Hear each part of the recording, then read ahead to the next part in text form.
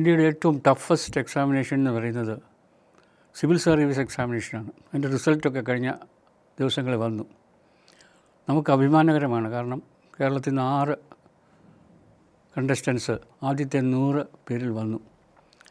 അതിൽ 33ാമത്തെ റാങ്ക് കിട്ടിയത്, ഇന്ത്യയുടെ 33ാമത്തെ റാങ്ക് കിട്ടിയത് കോട്ടയത്തിൻ്റെ തന്നെ അഭിമാനമായ ആൽഫ്രഡ് തോമസ്.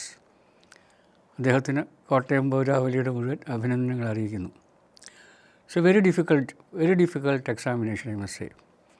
അപ്പോൾ അതിനകത്ത് വിജയിക്കണമെങ്കിൽ ഒരുപാട് കഠിനാധ്വാനവും ഒരുപാട് ഡെഡിക്കേഷനും കുറച്ചൊക്കെ ദൈവാനുഗ്രഹമൊക്കെ ഉണ്ടെങ്കിലേ അത് പാസ്സാകത്തുള്ളൂ.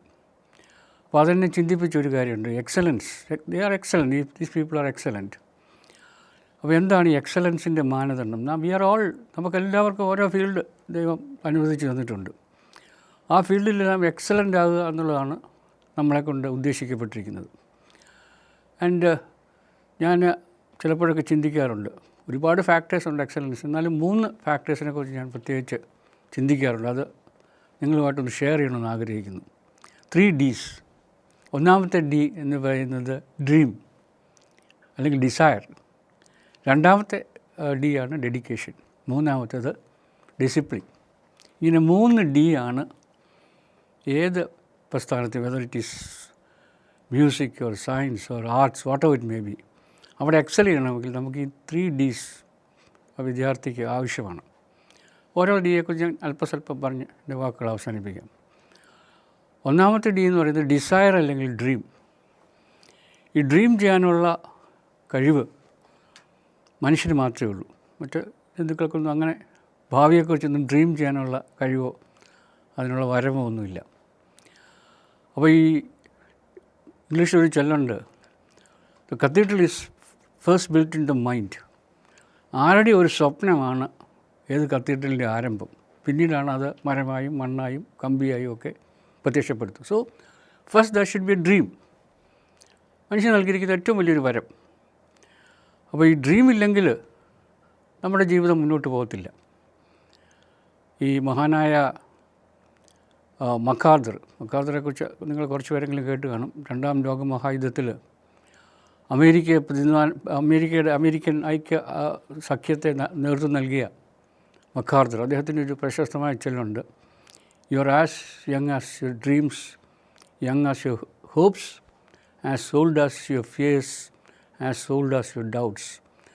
നിങ്ങൾക്ക് ഇനിയും സ്വപ്നങ്ങളുണ്ടെങ്കിൽ നിങ്ങളിന്നും യുവാവാണ് അല്ലെങ്കിൽ യുവതിയാണ്, എത്ര പ്രായമായാലും. whenever you have got some dreams, you are young. ഞാൻ ഇപ്പോൾ പോപ്പ് നമ്മുടെ ശ്രദ്ധയിൽ, പോപ്പ് ഫ്രാൻസിസിനെ നമ്മൾ സ്മരിക്കുകയും അദ്ദേഹത്തിൻ്റെ മുമ്പിൽ ആദരാഞ്ജലികൾ അർപ്പിക്കുകയും ചെയ്യുന്ന സമയമാണ്. ഞാൻ വളരെ വർഷങ്ങൾക്ക് മുമ്പ് സെൻറ്റ് പീറ്റേഴ്സ് ബസിലിക്ക അന്നത്തെ പോപ്പ് പണിയുന്നതിനെക്കുറിച്ച് ഞാൻ എവിടെയോ വായിച്ചതായിട്ട് ഓർക്കുന്നുണ്ട്. അതിലിങ്ങനെയാണ് പറയുന്നത്, ഒരുപാട് വർഷങ്ങൾ കൊണ്ടാണ് ഈ ബസിലിക്ക പണിയുന്നത്. ഒരുപാട് ജോലിക്കാർ involve, many people are involve. അപ്പോൾ ഇവരുടെയൊക്കെ ദുഃഖങ്ങൾ അറിയാനായിട്ട് അന്നത്തെ പോപ്പായിട്ട് ചെന്നാൽ അവരാരും ഒന്നും പറയത്തില്ല. അതുകൊണ്ട് സാധാരണ അച്ഛൻ്റെ വേഷം ധരിച്ച് അദ്ദേഹം ഇങ്ങനെ ചുറ്റിക്കറങ്ങുക പതിവായിരുന്നു. അപ്പോൾ വെയിലത്ത് കല്ല് പൊട്ടിച്ചിട്ടിരിക്കുന്ന ഒരു മനുഷ്യൻ്റെ അടുത്ത് ചെന്നിട്ട് പോപ്പ് ചോദിച്ചു, വാട്ട് ആർ യു ഡൂയിങ്? അന്നത്തെ വെയിലെല്ലാം സഹിച്ച് തളർന്ന ആ മനുഷ്യൻ പറഞ്ഞു, father can you see I am breaking stones. അച്ഛന് കണ്ടുകൂടെ, ഞാൻ കല്ല് പൊട്ടിക്കുകയാണ്. പോപ്പൊന്നും മിണ്ടിയില്ല, അച്ഛനൊന്നും മിണ്ടിയില്ല. കുറച്ചുകൂടെ അങ്ങോട്ട് മാറി മറ്റൊരുത്തനെ കണ്ടു. അയാളോട് ചോദിച്ചു, same question, what are you doing? അപ്പോൾ അയാൾ യാതൊരു ന്യൂട്രൽ മനോഭാവത്തോടെ അല്ലെങ്കിൽ മുഖത്തോടെ അയാൾ പറഞ്ഞു, അച്ഛാ, ഇന്ന് ഇതിൻ്റെ കൂലി കിട്ടിയിട്ട് വേണം എനിക്ക് വീട്ടിൽ പോയി, മക്കളുണ്ട്, ഭാര്യയുണ്ട്, അവരെയൊക്കെ സംരക്ഷിക്കണം, അതിനുള്ള കൂലി ഉണ്ടാക്കുകയാണ്. അച്ഛനൊന്നും മിണ്ടിയില്ല, പോപ്പൊന്നും മിണ്ടിയില്ല. അടുത്ത അതേ സെയിം വർക്ക് ചെയ്തുകൊണ്ടിരിക്കുന്ന മറ്റൊരു തൊഴിലാളിയുടെ അടുത്ത് ചെന്നു, വാട്ട് ആർ യു ഡൂയിങ്? അപ്പോൾ മുഖത്തെ വേർപ്പ് തുള്ളികൾ വടിച്ചു മാറ്റി ഒരു പുഞ്ചിരിയോടെ അദ്ദേഹം പറഞ്ഞു, father I M building A cathedral.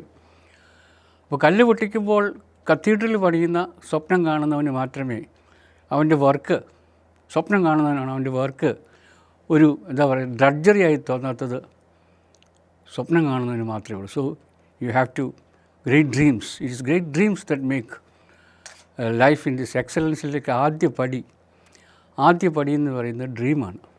So you should have dreams.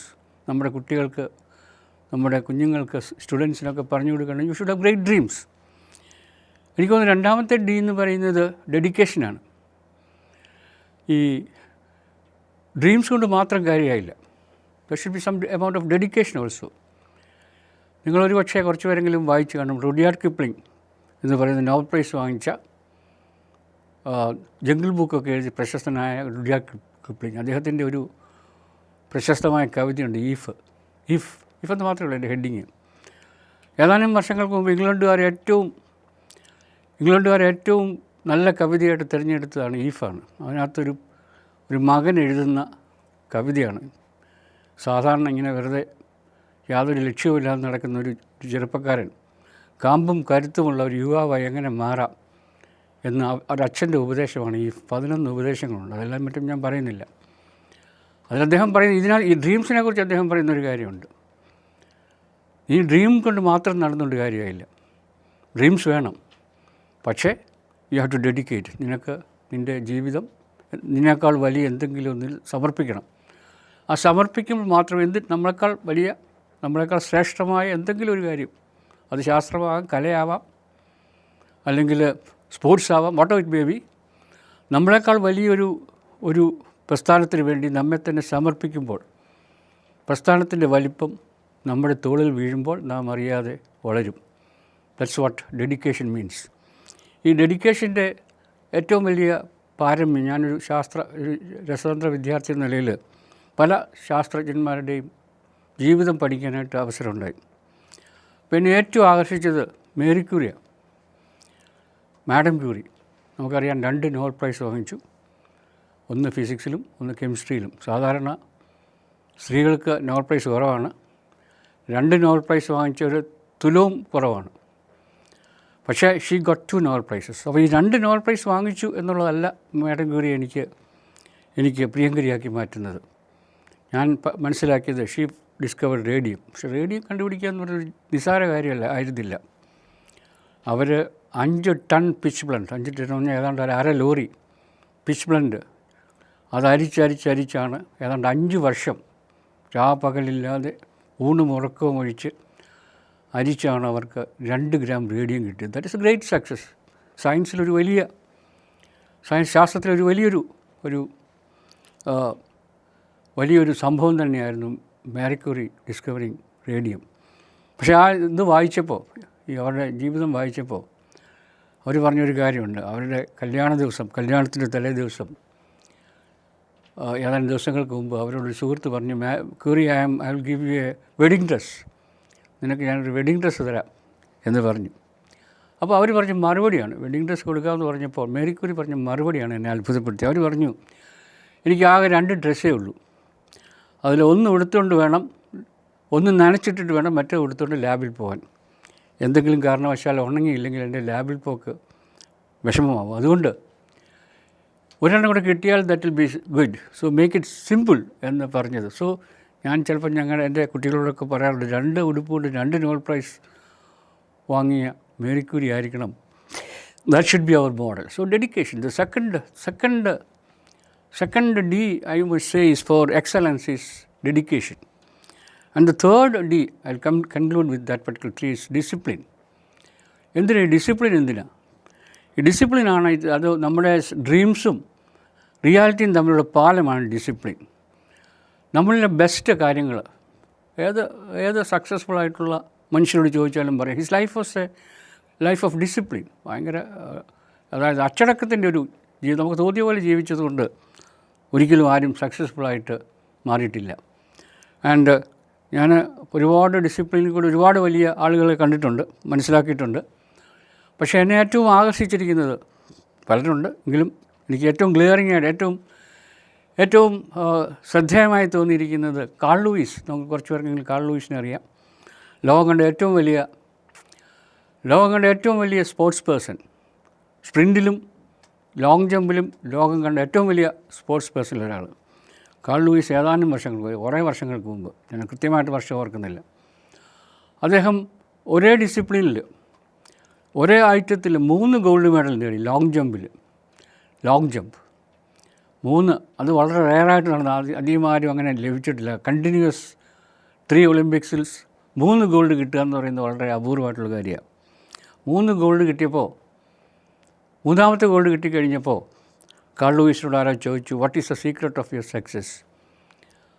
അപ്പോൾ അദ്ദേഹം വളരെ മിതഭാഷിയായ അദ്ദേഹം പറഞ്ഞു, അദ്ദേഹത്തിൻ്റെ 3 ഗോൾഡ് അല്ല 4 gold, sorry I made a mistake, 4 ഗോൾഡിൻ്റെ സക്സസ് അദ്ദേഹം 4 വാക്കിലൊതുക്കി. അദ്ദേഹം പറഞ്ഞു 4 സക്സസ്, 4th ഗോൾഡ് കിട്ടിക്കഴിഞ്ഞപ്പോൾ അദ്ദേഹം പറഞ്ഞ വാചകം 4 വാചകത്തിലൊതുക്കി.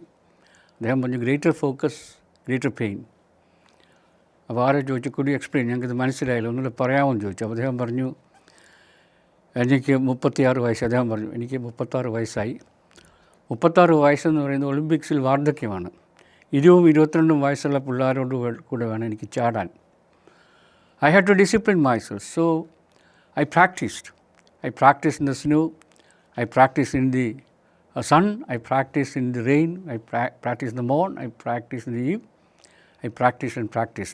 With great discipline I practiced.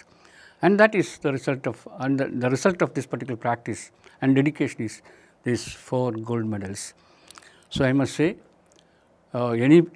any field, ഏത് ഫീൽഡിലുള്ള നമ്മുടെ വിദ്യാർത്ഥികൾ, അവർക്കുള്ള കഴിവുകളൊക്കെ ഉണ്ട്. നമ്മുടെ മലയാളികൾ ഇഷ്ടം പോലെ ഇപ്പോൾ തന്നെ കണ്ടു, 100 പേരിൽ 6 IAS IPS വന്നിരിക്കുന്നു.